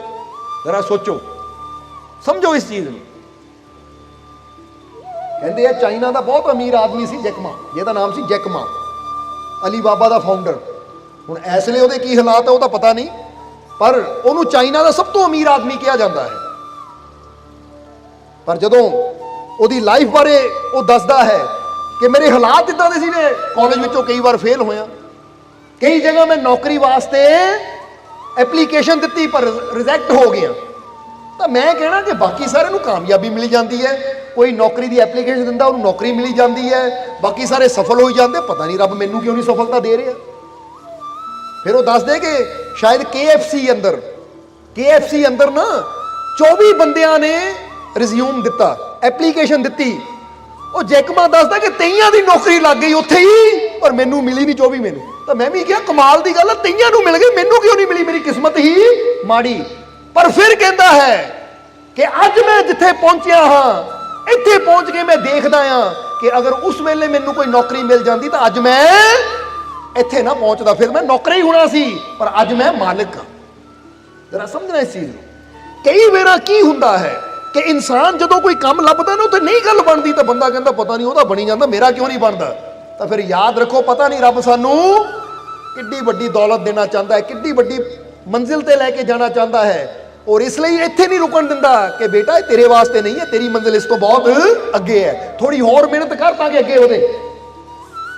पर बंदा कहंदा लै आ मेरा काम नहीं बनिया, आ मेरा इदां नहीं होया, तो आप दसदा है कि अगर उत्थे मैं KFC च नौकरी करदा तो फिर मैं वो KFC बर्गर बनाने जोगे रह जाना सी, पर अज मैं इन्ना अमीर है कि चाइना का अमीर, सब तो अमीर आदमी। सो ये गल की है कि ये चीज़ां सानू ये दिखांदियां हैं कि कदे भी तुहाडे मोरे कोई मुश्किल आवे, कोई माड़ा हालात आवे तो दिल ना छड्डो, बल्कि रब दे उत्ते यकीन रखो कि जे ये काम नहीं बनिया तो इसदा मतलब मेरे रब ने इस तो अच्छा कुछ मेरे वास्ते सोचा है। ये विश्वास रखना है। समझदे हो कि नहीं? अगर अज जीवन च कोई मुसीबत आ जाए, कोई परेशानी आ जाए, तो एवें डरो ना, बल्कि ये सोचो कि थोड़ी जी परेशानी अगर मेरे जीवन च आई है तो परमात्मा मैनू तैयार कर रहा कुछ बहुत बड़ा देण नूं। क्योंकि जिद्दां कहंदे है ना कि बच्चे नूं जदों टेस्ट देना पैंदा है तो टेस्ट दे के ही बच्चा फिर अगली क्लास वास्ते तैयार होंदा है, तो जे टेस्ट ही ना होवे, मुश्किल चों ना गुजरे, तो फिर वो कदी अगे भी नहीं वधदा। समझदे हो कि नहीं? जिद्दां कई बार दसी ना, जो बंदा गेम खेडदा है तो लास्ट में एक बॉस आंदा जिहड़ा बड़ा खतरनाक हुंदा है। हुण जिहड़ा उस बॉस नाल टकरांदा है उहनूं जित लैंदा है, उहनूं खत्म कर दिंदा, फिर वही अगले लैवल ते जांदा है। बचपन च खेडी होएगी गेम तुसीं। इसी तरह बस इंसान के जीवन के हालात है, जो कोई मुश्किल आवे तो समझ लो ये मेरे जीवन का एक बॉस आ गया है, हुण मैं इहदे नाल मुकाबला करना है, मैं डरना नहीं है, हिम्मत नाल इहदा सामना करना, इहनूं हराना है ताकि मैं अगले लैवल ते पहुंच सकां, ताकि मैं अपग्रेड हो सकां। मुश्किलां तो डरो ना, बल्कि मुश्किलां तुहानूं अगे वधाउण वास्ते आंदियां है। बोलो समझते हो कि नहीं? ਤਾਂ ਹੀ ਤਾਂ ਕਿਹਾ ਜਾਂਦਾ ਹੈ ਕਿ ਜੇ ਰਸਤੇ 'ਚ ਕੰਡੇ ਹੋਣ ਨਾ ਤਾਂ ਕੰਡੇ ਦੇਖ ਕੇ ਰੁਕੋ ਨਾ, ਬਲਕਿ ਕੰਡਿਆਂ ਦਾ ਇੱਕ ਫਾਇਦਾ ਹੁੰਦਾ ਹੈ ਕਿ ਜਿਹੜਾ ਕੰਡਿਆਂ ਤੇ ਚਲੇਗਾ ਉਹਦੀ ਸਪੀਡ ਤੇਜ਼ ਹੋ ਜਾਏਗੀ। ਕਹਿੰਦਾ ਫਟਾਫਟ ਪਾਰ ਕਰ ਜਾਓ ਭਾਈ, ਚੁੱਭਦੇ ਹੋਏ ਹੈ। ਯਾਨੀ ਉਹਦਾ ਮਤਲਬ ਕੀ ਹੈ ਕਿ ਜਿਹੜਾ ਹਿੰਮਤ ਰੱਖਦਾ ਹੈ ਨਾ ਉਹ ਰੁਕਦਾ ਨਹੀਂ ਹੈ, ਬਲਕਿ ਬੜੀ ਤੇਜ਼ੀ ਨਾਲ ਗੁਜ਼ਰ ਜਾਂਦਾ। ਉਹਨੂੰ ਪਤਾ ਕਿ ਮੇਰੀ ਮੰਜ਼ਿਲ ਉਸ ਪਾਰ ਹੈ, ਤਾਂ ਜੇ ਥੋੜੀ ਜਿਹੀ ਤਕਲੀਫ ਤੋਂ ਮੈਂ ਡਰ ਗਿਆ ਤਾਂ ਫਿਰ ਕਦੀ ਵੀ ਮੈਨੂੰ ਉਹ ਮੰਜ਼ਿਲ ਨਹੀਂ ਮਿਲੇਗੀ। ਇਸ ਲਈ ਜਿਹੜੇ ਬਹਾਦਰ ਹੁੰਦੇ ਆ, ਸਾਹਸੀ ਹੁੰਦੇ ਆ, ਉਹਨਾਂ ਦੀ ਨਜ਼ਰ ਕੰਡਿਆਂ ਤੇ ਨਹੀਂ ਹੁੰਦੀ, ਉਹਨਾਂ ਦੀ ਨਜ਼ਰ ਆਪਣੀ ਮੰਜ਼ਿਲ ਤੇ ਹੁੰਦੀ ਹੈ, ਉਪਲਬਧੀ ਤੇ ਹੁੰਦੀ ਹੈ ਕਿ ਇਸ ਤੋਂ ਦੀ ਗੁਜ਼ਰ ਕੇ ਮੈਨੂੰ ਜੋ ਮਿਲਣਾ ਹੈ ਉਹ ਸੁੱਖ ਬਹੁਤ ਬੜਾ ਹੈ, ਉਹਦੇ ਸਾਹਮਣੇ ਦੁੱਖ ਬਹੁਤ ਹੀ ਛੋਟਾ ਹੈ। ਇਸ ਲਈ ਉਹ ਡਰਦੇ ਨਹੀਂ ਹੈ। ਸੋ ਅੱਜ ਤੋਂ ਆਪਣਾ ਡਰ ਖਤਮ ਕਰੋ, ਇਹ ਡਰ ਛੱਡੋ ਕਿ ਕਿਤੇ ਉਹ ਨਾਰਾਜ਼ ਹੋ ਗਿਆ ਤਾਂ ਮੈਨੂੰ ਖਾਣਾ ਕੌਣ ਦੇਵੇਗਾ, ਮੈਨੂੰ ਰੋਟੀ ਕੌਣ ਦੇਵੇਗਾ, ਮੇਰਾ ਗੁਜ਼ਾਰਾ ਕੌਣ ਕਰੇਗਾ, ਮੈਨੂੰ ਖਰਚਾ ਕੌਣ ਦੇਵੇਗਾ ਅਗਰ ਉਹ ਨਾਰਾਜ਼ ਹੋ ਗਿਆ ਜਾਂ ਆਹ ਚੀਜ਼ ਚਲੀ ਗਈ। ਡਰ ਬੰਦ ਕਰੋ, ਆਪਣੇ ਡਰ ਅੰਦਰੋਂ ਕੱਢੋ ਔਰ ਇਹ ਵਿਸ਼ਵਾਸ ਰੱਖੋ ਕਿ ਰਿਜ਼ਕ ਦੇਣ ਵਾਲਾ ਉਹ ਮਾਲਿਕ ਹੈ। ਜੇ ਮਾਲਿਕ ਤੇ ਮੈਨੂੰ ਵਿਸ਼ਵਾਸ ਹੈ ਤਾਂ ਫਿਰ ਉਹ ਕਮੀ ਮੈਨੂੰ ਕੋਈ ਨਹੀਂ ਆਣ ਦੇਗਾ। ਇਹਲੇ ਪਸ਼ੂ ਪੰਛੀਆਂ ਜਾਨਵਰਾਂ ਨੂੰ ਦੇਖੋ, ਜ਼ਰੂਰਤਾਂ ਉਹਨਾਂ ਦੀਆਂ ਪੂਰੀਆਂ ਕਰਦਾ ਕਿ ਨਹੀਂ ਰੱਬ? ਉਹਨਾਂ ਨੇ ਕੋਈ ਡਿਗਰੀਆਂ ਲਈਆਂ, ਕੋਈ ਦੁਕਾਨਾਂ ਖੋਲੀਆਂ ਹੈ? ਸੋ ਦੁਕਾਨ ਕਰੋ, ਮਿਹਨਤ ਕਰੋ, ਪਰ ਡਰ ਨਾ ਰੱਖੋ ਅੰਦਰ, ਚਿੰਤਾ ਨਾ ਕਰੋ, ਬਲਕਿ ਇਹ ਕਰੋ ਮੈਂ ਜੋ ਬੈਸਟ ਕਰ ਸਕਦਾ ਮੈਂ ਬੈਸਟ ਕਰਨਾ ਹੈ, ਕਿਉਂਕਿ ਮੈਂ ਬੈਸਟ ਕਰੂੰਗਾ ਤਾਂ ਮੇਰਾ ਰੱਬ ਫਲ ਵੀ ਬੈਸਟ ਹੀ ਦੇਗਾ, ਕਮੀ ਤਾਂ ਮੈਨੂੰ ਆਣ ਹੀ ਨਹੀਂ ਦੇਗਾ। समझ आ गई साडी गल? इसलिए किसी से डरना नहीं और ना ही किसी से आस रखना सिवाय अल्लाह के। ਉਹੀ ਮੈਨੂੰ ਦੇਣ ਵਾਲਾ ਹੈ, ਉਹੀ ਮੇਰੀਆਂ ਝੋਲੀਆਂ ਭਰਨ ਵਾਲਾ ਹੈ। ਮੈਂ ਡਰਾਂ ਤਾਂ ਆਪਣੇ ਰੱਬ ਤੋਂ ਡਰਾਂ ਕਿ ਉਹ ਕਿਤੇ ਨਾਰਾਜ਼ ਨਾ ਹੋ ਜਾਵੇ। ਔਰ ਇੱਕ ਗੱਲ ਯਾਦ ਰੱਖੋ, ਹਜ਼ਰਤ ਅਲੀ ਨੇ ਕਿਹਾ ਹੈ ਕਿ ਜਿਹੜਾ ਰੱਬ ਤੋਂ ਨਹੀਂ ਡਰਦਾ ਉਹ ਸਭ ਤੋਂ ਡਰਦਾ ਹੈ, ਤਾਂ ਜਿਹੜਾ ਰੱਬ ਤੋਂ ਡਰਦਾ ਹੈ ਉਹਨੂੰ ਹੋਰ ਕਿਸੇ ਤੋਂ ਡਰਨ ਦੀ ਜ਼ਰੂਰਤ ਹੀ ਨਹੀਂ ਰਹਿ ਜਾਂਦੀ। ਇਹ ਗੱਲ ਬੜੀ ਸਮਝਣ ਵਾਲੀ ਹੈ, ਕਿਉਂਕਿ ਜਿਹੜਾ ਇੱਕ ਆਪਣੇ ਰੱਬ ਦਾ ਡਰ ਆਪਣੇ ਅੰਦਰ ਰੱਖਦਾ ਹੈ ਨਾ, ਉਹ ਕਿਸੇ ਹੋਰ ਚੀਜ਼ ਤੋਂ ਡਰਦਾ ਹੀ ਨਹੀਂ ਹੈ। ਉਹਨੂੰ ਪਤਾ ਹੈ ਕਿ ਮੇਰਾ ਮਾਲਿਕ ਮੇਰੀ ਹਰ ਜਗ੍ਹਾ ਰੱਖਿਆ ਕਰਨ ਵਾਲਾ। ਤਾਂ ਇੱਕ ਬੰਦਾ ਹੁੰਦਾ ਮੈਂ ਨਹੀਂ ਰੱਬ ਨੂੰ ਮੰਨਦਾ, ਮੈਂ ਨਹੀਂ ਰੱਬ ਤੋਂ ਡਰਦਾ, ਤੁਸੀਂ ਦੇਖੋਗੇ ਉਹ ਹਰ ਸ਼ੈ ਤੋਂ ਡਰੇਗਾ, ਉਹ ਹਰ ਚੀਜ਼ ਤੋਂ ਡਰਦਾ ਫਿਰੇਗਾ, ਕਿਉਂਕਿ ਨਿਡਰਤਾ ਵਾਸਤੇ ਸ਼ਕਤੀਸ਼ਾਲੀ परमात्मा ਤੇ ਵਿਸ਼ਵਾਸ ਹੋਣਾ ਬਹੁਤ ਹੀ ਜ਼ਰੂਰੀ ਹੈ। ਇਸ ਲਈ ਇੱਕ ਦੇ ਹੋ ਜਾਓ, ਇੱਕ ਦੇ ਬਣ ਜਾਓ, ਤਾਂ ਸਾਰੇ ਡਰ ਸਾਰੀਆਂ ਚਿੰਤਾਵਾਂ ਆਪੇ ਖਤਮ ਹੋ ਜਾਣਗੀਆਂ। ਸਮਝ ਆ ਗਈ ਕਿ ਨਹੀਂ? ਇਸ ਲਈ ਫਿਰ ਅਗਲਾ ਨਿਯਮ ਮਾਲਕਾਂ ਨੇ ਕੀ ਦੱਸਿਆ कि सारी हाजात अल्लाह के हवाले कर दो, सारी हाजत अल्लाह के हवाले कर दो। ਇਹਦਾ मतलब ਕੀ ਹੈ? ਹਾਜ਼ਤ ਦਾ मतलब ਹੁੰਦਾ ਸਾਡੀਆਂ ਜ਼ਰੂਰਤਾਂ, ਸਮਝਦੇ ਹੋ ਕਿ ਨਹੀਂ? ਕਿ ਰੱਬ ਦੇ ਹਵਾਲੇ ਕਰ ਦੋ ਕਿ ਮੇਰੀ ਹਰ ਜ਼ਰੂਰਤ ਨੂੰ ਪੂਰੀ ਕਰਨ ਵਾਲੀ ਸ਼ਕਤੀ, ਮੇਰੀ ਹਰ ਜ਼ਰੂਰਤ ਨੂੰ ਪੂਰੀ ਕਰਨ ਵਾਲੀ ਤਾਕਤ ਉਹ ਮੇਰਾ ਮਾਲਿਕ ਹੈ।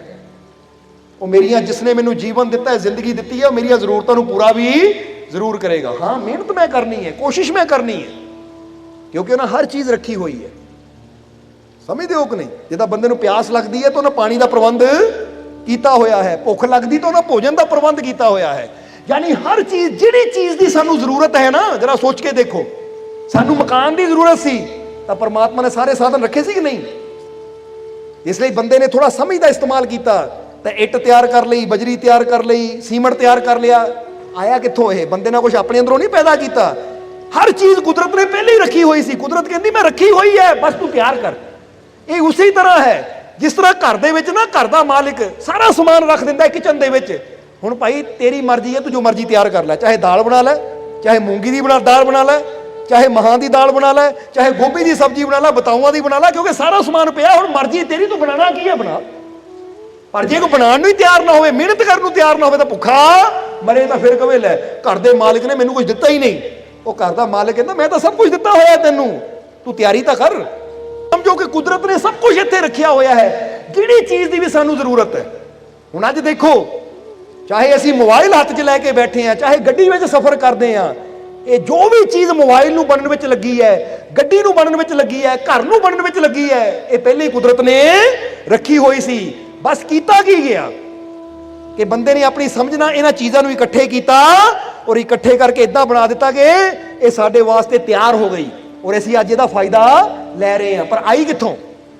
ये तो है नहीं कि दुनिया तो बाहरों कितों आ गई, पर जे बाहरों भी आएगी तो ब्रह्मंड चों आएगी, तो ब्रह्मंड भी किहदा बनाया होया है? जरा सोच के देखो, समझ आ रही कि नहीं साडी गल? इसलिए कहा जाता है कि परमात्मा ने सब कुछ रखिया होया है ਪਰ ਇਹ ਪਿਆਰਿਆ ਤੈਨੂੰ ਥੋੜੀ ਜਿਹੀ ਮਿਹਨਤ ਕਰਨੀ ਪਏਗੀ ਉਹ ਪਰਮਾਤਮਾ ਦੇ ਰੱਖੇ ਹੋਏ ਨੂੰ ਆਪਣੇ ਮੁਤਾਬਿਕ ਤਿਆਰ ਕਰਨ ਵਾਸਤੇ। ਜਿੱਦਾਂ ਦੱਸਿਆ ਕਿ ਭੁੱਖ ਲੱਗੀ ਹੈ ਨਾ ਤਾਂ ਕਿਚਨ 'ਚ ਸਾਰਾ ਸਮਾਨ ਹੈ। ਹੁਣ ਤੁਹਾਡਾ ਜਿੱਦਾਂ ਦਾ ਦਿਲ ਕਰਦਾ ਹੈ, ਜੋ ਦਿਲ ਕਰਦਾ ਹੈ, ਕਣਕ ਦੀ ਰੋਟੀ ਖਾਣੀ ਤਾਂ ਕਣਕ ਦੀ ਪਕਾ ਲਓ, ਮੱਕੀ ਦੀ ਖਾਣੀ ਹੈ ਤਾਂ ਮੱਕੀ ਦੀ ਪਕਾ ਲਓ, ਕਿਉਂਕਿ ਸਾਧਨ ਤਾਂ ਪਹਿਲੇ ਹੀ ਰੱਬ ਨੇ ਦਿੱਤੇ ਹੋਏ। ਤੂੰ ਆਪਣਾ ਦੇਖ ਤੈਨੂੰ ਕੀ ਚਾਹੀਦਾ ਹੈ।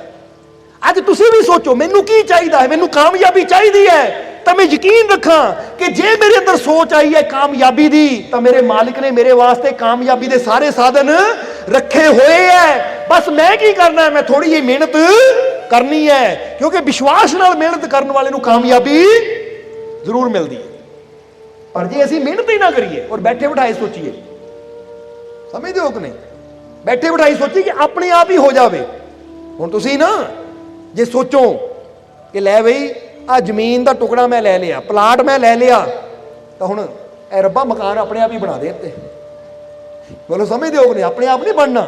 ਰੱਬ ਕਹਿੰਦਾ ਹੈ ਜ਼ਮੀਨ ਮੇਰੀ, ਮਕਾਨ ਬਣਾਉਣ ਵਾਲੇ ਸਾਧਨ ਮੇਰੇ, ਥੋੜੀ ਜਿਹੀ ਮਿਹਨਤ ਕਰ, ਉਹਨਾਂ ਨੂੰ ਇਕੱਠਾ ਕਰ।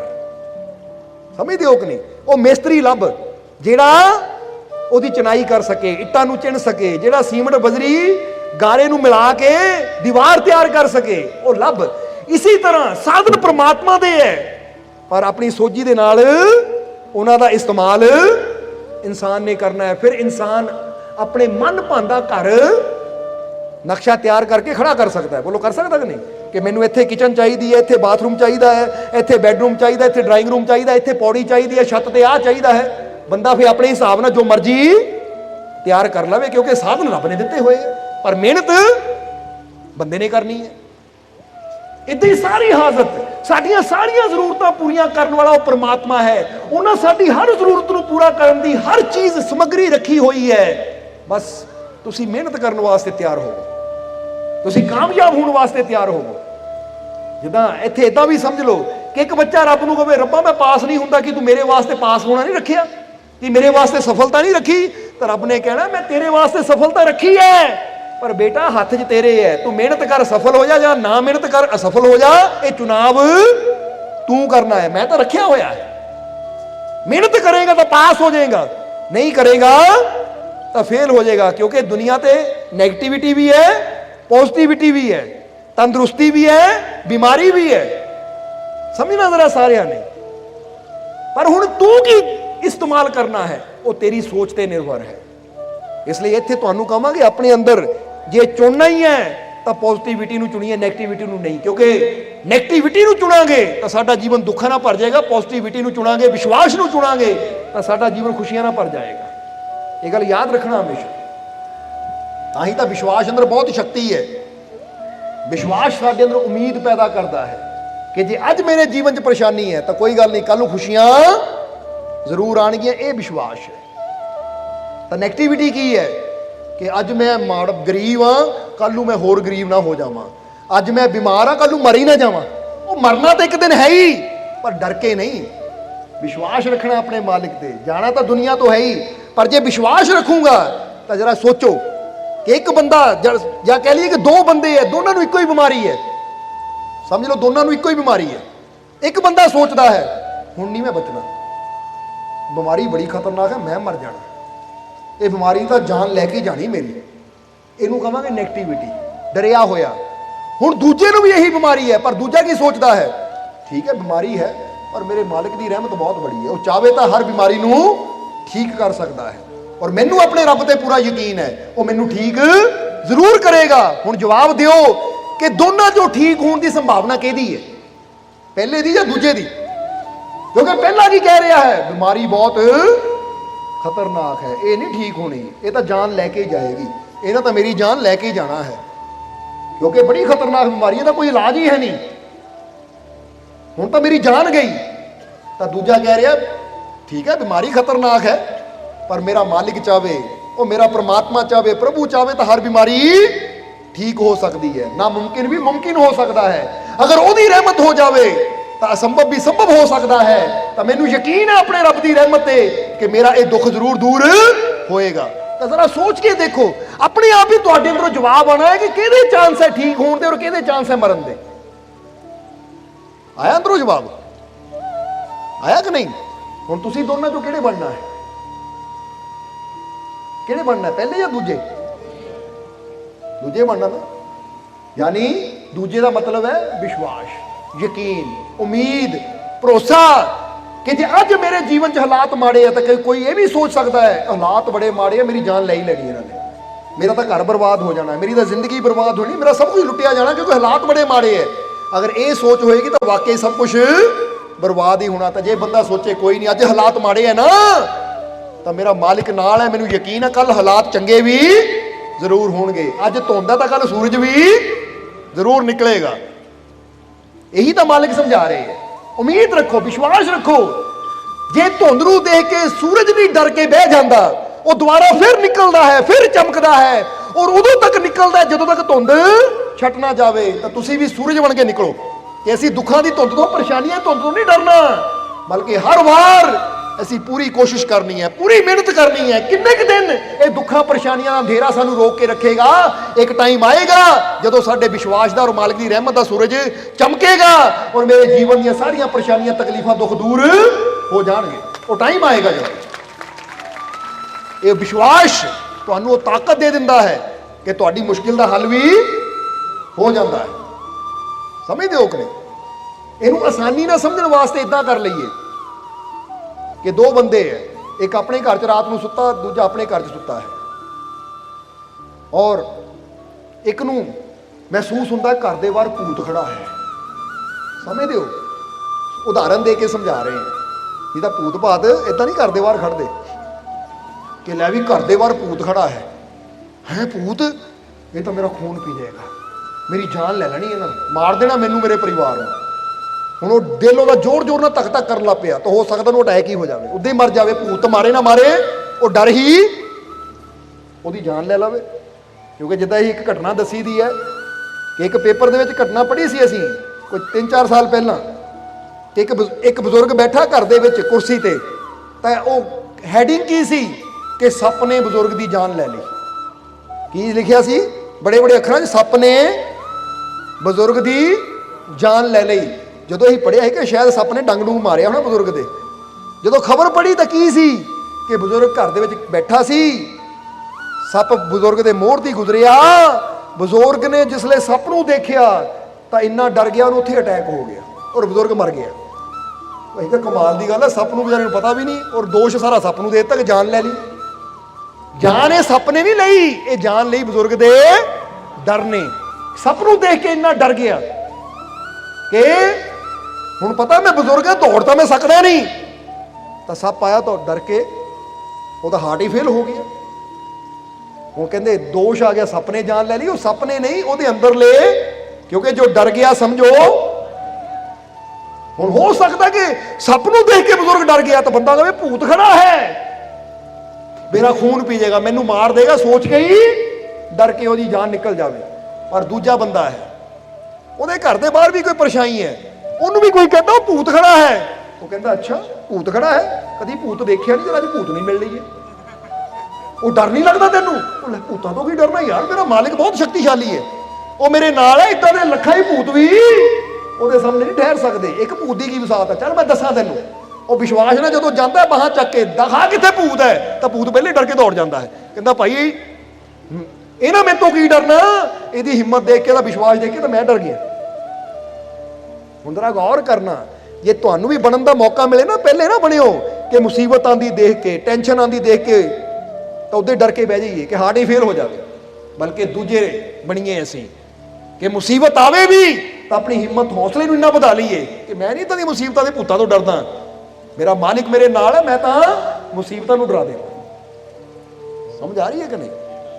ਇਸ ਲਈ ਤਾਂ ਹੀ ਅਸੀਂ ਕਹੀਦਾ ਕਿ ਮੁਸੀਬਤ ਨੂੰ ਦੇਖ ਕੇ ਡਰੋ ਨਾ, ਡਰਪੋਕ ਨਾ ਬਣੋ, ਬਲਕਿ ਇਦਾਂ ਦੇ ਬਹਾਦਰ ਬਣੋ, ਆਪਣੇ ਮਾਲਿਕ ਦੇ ਸ਼ੇਰ ਬੱਚੇ ਬਣੋ, ਬਹਾਦਰ ਬੱਚੇ ਬਣੋ ਕਿ ਮੁਸੀਬਤਾਂ ਤੁਹਾਨੂੰ ਦੇਖ ਕੇ ਡਰ ਜਾਣ। ਭਾਈ ਇਹਦੇ ਨਾਲ ਮੱਥਾ ਨਹੀਂ ਲਾਣਾ, ਇਹ ਤਾਂ ਮਾਲਕਾਂ ਦਾ ਬੱਚਾ ਹੈ, ਇਹਦੇ ਅੰਦਰ ਤਾਂ ਹੌਸਲਾ ਹੀ ਬੜਾ ਹੈ, ਵਿਸ਼ਵਾਸ ਹੀ ਬੜਾ ਹੈ। ਦੁੱਖ ਡਰਨ, ਅਸੀਂ ਕਿਉਂ ਡਰੀਏ? ਇਸ ਲਈ ਆਪਣੀਆਂ ਸਾਰੀਆਂ ਜ਼ਰੂਰਤਾਂ ਆਪਣੇ मालिक के हवाले कर दो। किसी से डरना नहीं, ना ही किसी से आस रखना सिवाय अल्लाह के, और सारी हाजत अल्लाह के हवाले कर दो, अपने मालिक के हवाले कर दो। क्या मालिक तू मैनू जिंदगी दी है, मैनू पूरा यकीन है कि जे तू जीवन दिता तो मेरी जरूरतां भी तू पूरियां करेगा। बस मैनू समझ दे, मैनू ताकत दे कि मैं मेहनत कर सकां और किसी भी हालात तो कदी डरा ना, घबरावा ना। इन्नी हिम्मत, इन्ना हौसला, इन्ना विश्वास मेरे अंदर पैदा कर दे। और ये विश्वास पैदा करने की ताकत तेरे अंदर है। विश्वास मंगो, हिम्मत मंगो, हौसला मंगो। जो हिम्मत मंगांगे, हौसला मंगांगे, विश्वास मंगांगे तो तुसीं देखोगे फिर तुहाडी जिंदगी निडरता दे नाल, बेफिक्री दे नाल चलेगी। क्योंकि फिर तुहानू किसी भी चीज़ का डर नहीं रह जाएगा। तुहाडा विश्वास इन्ना हाई लैवल ते होएगा कि जिद्दां दसिया ना कि तुसीं दुखां दे भूतां तो नहीं डरना, बल्कि दुखां दे भूत तुहानू देख के दौड़ते फिरनगे। मज़ा तो इच है जिंदगी का। बोलो समझदे हो कि नहीं? इसलिए हुण टाइम काफ़ी हो गया है, इसलिए अज असीं ये 2 नियम याद रखने हैं। कल एक नियम दसिया सी, अज दूजे 2 नियम होर दसे असीं। बाकी अगले नियम जो मालकां ने दसे है उत्ते कल चर्चा करांगे, क्योंकि कल का दिन भी बड़ा खास दिन है। बोलो समझदे हो कि हुण अज दी ये समाप्ति क्यों करन लगे हैं? क्योंकि सवेरे प्रभात फेरी भी है, इसलिए सवेरे 5 बजे प्रभात फेरी होएगी। सो सारे जीवन ने कोशिश करनी है कि टाइम नाल 5 बजे प्रभात फेरी वाली गड्डी को पहुँच जाना, ताकि समय सिर प्रभात फेरी आरंभ होवे। और फिर तुहानू पता ही है प्रभात फेरी तो बाद फिर अगली तैयारी भी करनी है रथ यात्रा की, वह भी आनंद लेना है। बोलो समझदे हो कि नहीं? क्योंकि जिन्हां दे अंदर इश्क हुंदा है, मुहब्बत हुंदी, उहदा ना पलां दा इंतजार करते हैं कि कदों खुशी दे पल आउण साडे जीवन च, तां असीं उहनां पलां दा भरपूर आनंद लै सकीए। सो आनंद लेना कि नहीं? इसलिए जोश अपने अंदर पैदा करो। और इस दे नाल नाल जिद्दां दसिया कि फकीरां गुरुआं रहबरां दे दरबार ते असीं आनंद लैण तां आंदे ही हां, नच के गा के उन्हां दी सिफतां करन तां आंदे ही हां। पर नाल नाल जो नियम दसे ना, जो मालिक अपने शब्दां के जरिए सानू नियम दस गए है, अगर इन्हां नू अपने अंदरूनी जीवन च असीं अपना लवांगे तो फिर असीं वो बन सकते हैं जो साडे मालिक सानू बनाना चाहते हैं। असीं उस मंजिल ते पहुंच सकते हैं जिथे वो सानू पहुंचाना चाहते हैं। इसलिए याद रखना, तुसीं समझदे हो कि नहीं कि किसी से डरना नहीं। अज तो कह दियो कि मैं किसी तो नहीं डरना। हुण अपने सारे डर कट दिते। ना मैं मुसीबत तो डरना है, ना मैं किसी दुख तो डरना है, ना किसी ग्रह तो डरना है, ना किसी होर माड़ी जिद्दां हुंदे ना कई वहम भरम हुंदे हैं। मैं किसी चीज़ तो नहीं डरना, बस अपने मालिक पे विश्वास करना है, अपने मालिक पे भरोसा रखना है कि जे मेरा मालिक मेरे नाल है, मेरे मालिक की रहमत मेरे नाल है, तो फिर मैं क्यों डरा, क्यों चिंता करा, जब मेरा मालिक मेरे साथ है। बस ये विश्वास अपने अंदर रखना है। सोना सोना मेरा मुर्शिद सोना, सोना सोना